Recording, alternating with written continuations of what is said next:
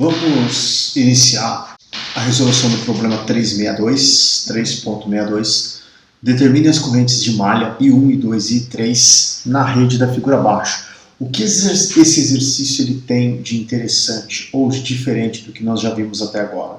Ele apresenta uma fonte de corrente, na verdade duas fontes, uma fonte de corrente independente e uma fonte de corrente dependente entre duas malhas.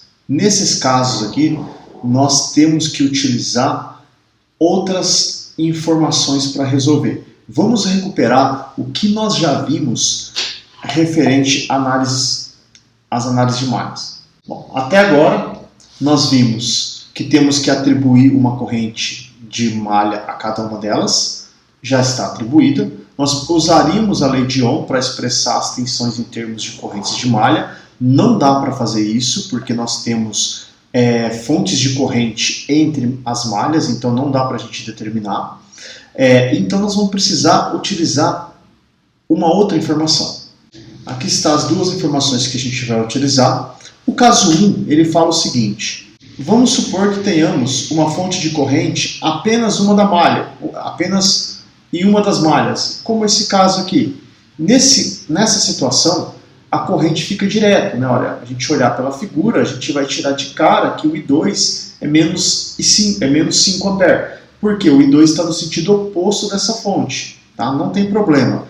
Então a gente pode eliminar esse caso, porque esse caso não é a nossa situação, a gente não tem ele.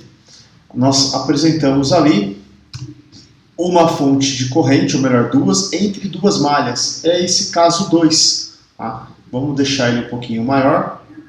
O caso 2, quando uma fonte de corrente existe entre duas malhas. Tá? Nesse caso, nós vamos criar uma supermalha. Como ficaria então isso daqui? Vamos, primeira coisa, criar a supermalha. A gente vai remover essas fontes de corrente e criar essa supermalha. Então, vamos redesenhar o circuito com base nessa supermalha. A gente vai eliminar as fontes e criamos a supermalha. Então, está aqui nosso circuito com a supermalha.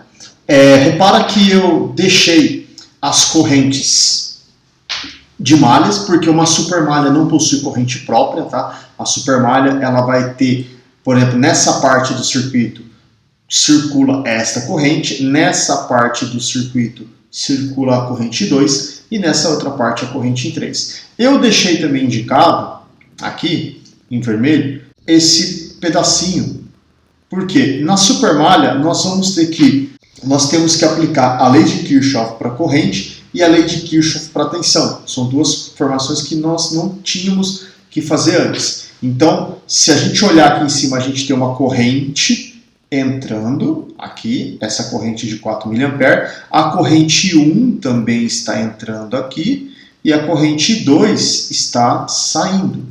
Agora, desse lado, nós temos uma corrente 2 e 1 saindo do nó, 2 e 1. Temos uma corrente I2 entrando no nó e uma corrente I3 saindo do nó, tá bom? Então, no caso da supermalha, nós vamos ter que fazer o passo 5, que é aplicar lei de Kirchhoff para a tensão à supermalha. E o ponto 6, aplicar a lei de Kirchhoff para a corrente ao nó e une a supermalha. Na verdade, ao nó que une as duas malhas para formar uma supermalha. Nós temos aqui duas supermalhas que se unem formando uma supermalha ainda maior. Então a gente teria que aplicar tanto nesse nó 1 quanto nesse nó 2. Então vamos começar primeiro aplicando a lei de Kirchhoff para a tensão. Nós temos aqui, ó, menos 10, ou melhor, 100, mais 4K e 1. Chegamos aqui, agora aqui a corrente é a corrente 2, mais 8K e 2, mais 2K e 3. 2K e 3 e por fim mais 40 volts, tudo isso igual a zero. Podemos agrupar os termos comuns, né? Temos aqui, ó, 4, aqui 1, aqui 2, aqui 3, todo mundo aqui é múltiplo de Todo mundo é múltiplo de 2, né? Então eu vou fazer o seguinte, eu vou dividir toda a expressão por 2k, ou seja, 2000. Então aqui nós vamos ter menos, vamos somar esse com esse, vai dar menos 60. Então vai ser menos 60 dividido por k, por 2k. Mais 4k dividido por 2k, 2 e 1. Mais 8k dividido por 2k, 4 e 2. Mais e 3 igual a 0. Tá? Vou passar esse aqui para o lado de cá da igualdade. Eu tenho 2 e 1, mais 4 e 2, mais e 3. Tudo isso é igual a 30 mili. Então está aqui a nossa primeira equação. Agora vamos aplicar a lei de Kirchhoff para as correntes, para esse nó 1 que está aqui. Quais as correntes estão chegando no nó 1? 4 mA e I1. Então eu tenho I1 mais 4 mili. Isso é igual às correntes que saem, que é I2. Então a gente pode escrever isso daqui como I1 menos I2 é igual a menos 4 mili. Mais uma equaçãozinha que a gente tem. Agora vamos para esse outro nó. Mesma coisa, quais correntes chegam no nó? I2 está chegando no nó. Tem que ser igual às correntes que estão saindo. 2 e 1, 2 e 1, né? Essa daqui. 2 e 1, mais 3 e 3. 3 e 3. Então temos aqui essas três equações. Poderíamos então aqui, nesse problema, né, jogar lá no LTSpice, como a gente vem sempre fazendo, mas não, vamos manter... Bom, a gente não precisa mais usar essa informação, né? Vamos apagar. Aqui eu só vamos fazer só uma correção. Quando nós aplicamos a lei de Kirchhoff para as correntes aqui, não é 3 e 3, é só I3, tá? Não tem 3 e 3 aqui. Vamos agrupar essas expressõezinhas aqui em cima. Tá? Temos essas três equações para nós trabalharmos. Essas três equações. Como nós vamos resolver esse problema? Vou pegar o seguinte, I2 já está aqui. Esse aqui é meu I2. Vamos jogar I2 aqui dentro. Então nós vamos chamar isso aqui de equação 1, essa de equação 2 e essa de equação 3. Tá? E nós vamos substituir a equação 3 na equação 2. Fazendo essa substituição, nós vamos ter I1 menos, no lugar do I2, 2I1 mais I3, isso é igual a menos 4. Eu não vou pôr o mili, porque o resultado final que nós encontrarmos, ele já vai estar em mili. A gente considera que a resposta será em miliampere, tá? Então, repetindo, eu não vou colocar o mili, porque a resposta final eu já considero que ela seja em miliampere. Então, agora, dessa parte aqui, nós podemos agrupar algumas. I1 menos 2I1 vai dar menos I1 menos I3. Isso é igual a menos 4. Portanto, I1 mais I3 é igual a 4. Assim, I1 é igual a 4 menos I3. Essa é a expressão que está aqui. A próxima etapa que a gente vai fazer será, vamos chamar essa aqui de equação 4, substituir a equação 4 na equação 1. De novo, tá? A gente poderia fazer isso lá no Scilab, mas eu quero fazer aqui para a gente ter um resultado aberto, a gente resolver esse sisteminha também para praticar. Então, vamos lá. Substituir a equação 4 na equação 1. Nós vamos ter 2 que multiplica 4 menos 3, fecho parênteses, mais 4 que multiplica I2, olha, I2 está aqui, ó, 2 vezes I1. Mas quem é I1? Aqui, ó, I1 é a própria equação 4. I1 é 4 menos I3. Então, de novo, ó, 4 vezes I2, 4 vezes I2. Mas quem é I2? 2 vezes I1. Mas o I1 é dado pela equação 4, mais I3. Fecha o colchete, mais I3, isso é igual a 30.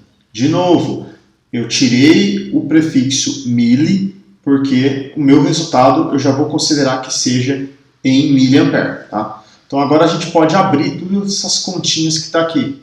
nós vamos ter 2 vezes 4, 2 vezes menos e 3.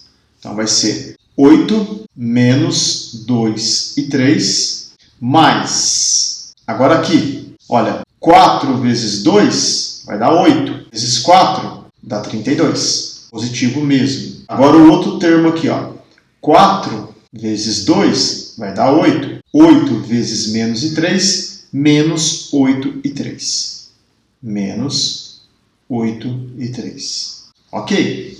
Vamos fazer aqui agora. 4 vezes e 3 vai dar mais 4 e 3. Mais 4 e 3. Mais esse 3 daqui, isso é igual a 30. Vamos somar todos os e 3. Olha, deixa o negativo. Então vamos somar. Menos 2 menos 8, menos 10. Menos 10 mais 5, menos 5 e 3. Vamos colocar aqui. Menos 5 e 3. Igual, olha, eu tenho 30 aqui, deixa esse 30 ali de stand-by. 8 mais 32, ó. 8 mais 32, 40. Passa para lá, menos 40. Menos 40 mais 10 vai dar menos 10. Portanto, a gente tem que o I3 é igual a 2 mA. Podemos reservar esse resultado. Calculamos o I3. Vamos chamar isso aqui de equação 5. Trazendo a equação 5 para dentro da equação 4, o que nós vamos ter? Que o I1 é igual a 4 menos 2. Portanto, I1 é igual a 2 mA também. Achamos aqui o I1. Essa seria a equação 6. Falta determinar o I2. O I2 é dado pela equação 3, né? Então, o I2 vai ser quem? I2 vai ser igual a 2 vezes o I1, que vale 2 mA, mais o I3, que também vale 2 mA. Portanto, o I2 é igual a 2 vezes 2, 4, mais 2, 6 mA. E está aí o nosso probleminha. Qual é, pessoal, o segredo, qual é o diferencial desse exercício que nós acabamos de resolver? É entender o que acontece com a supermalha, quando ocorre a supermalha. A supermalha vai ocorrer quando nós tivermos fontes de corrente, dependente ou independente, entre duas malhas. Se a fonte de corrente estiver só em uma das malhas, isso facilita a nossa vida, porque a gente passa a ter um resultado direto já do problema. Agora, quando a gente forma a supermalha, precisamos aplicar a lei de Kirchhoff para tensão à supermalha e também a lei de Kirchhoff para a corrente ao nó que uniu aquelas duas malhas que formou a supermalha. Nesse problema, nós temos 3 malhas, ou seja, temos 2 nós que deu origem a uma supermalha que englobou o circuito inteiro. Por isso que a gente teve que aplicar em 2 nós diferentes. Tá? Então, se tivesse 3 nós diferentes ou 4, aplicaríamos em todos eles. Tá? E cuidado com as álgebrazinhas, né? Vocês viram ali que eu cometi um erro aqui, né? Sorte que deu para voltar e corrigir. Então a gente pode finalizar por aqui o problema 3.62 e a gente se vê numa próxima resolução.